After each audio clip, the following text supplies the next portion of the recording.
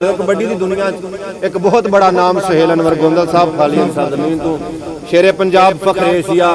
उन्हों का मैं एक बंदे ने पूछा मैं यार बंदे रब ने बड़िया इज्जत छोटी उम्र थोड़ी होती इज्जत रब बड़ी दे छड़ी इन्होंने आखना घूमना इसकी वजह पता की है मैं की झाकड़ को सुहेल अनवर गोंदल रब इज्जत तां दित्तियां सारियां दे पता यार झाकड़ कोई अज साडे ना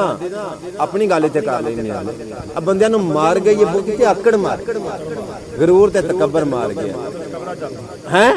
जी मेरे बड़े प्यार करने वाले मैनूं अगले दिन भी उन्होंने बल्कि बहुत दफा वो दावत दे चुके ने अनकरीब मैं उत्थे जनाब नूं मिलन जावांगा ते गल कहण दा मकसद है कि मेरे को शेर सी जनाब दी नजर जनाब मोहतरम सुहेल अनवर गोंदल साहब दी नजर आखिरी शेर सुना के मैं इजाजत ले चलना के या रब अकबर तेरी जात करीम कर करम कमाल दा दिताई या रब अकबर तेरी जात करीम कर करम कमाल दा दिताई मिट गई हस्ती कोई गल नहीं दिल शाह दे नाल दा दिताई ते तेरा शिकवा मालिक नहीं कीता जिड्डा वक्त जवाल दा दिता ए तेरा ते अयो शुक्र अदा नहीं होंदा मैनू सज्जन हलाल दा दिता है जनाब सुहेल अनवर गोंदल साडी महफिल च मौजूद नहीं ओदे वास्ते ताड़ी और बंदे सोने ढेर जहान ते वेखन गोंदल चन तेरा लश्कारा ही हो बंदे सोने ढेर जहां ते वेखन तेरा चन लश्कारा ही हो रे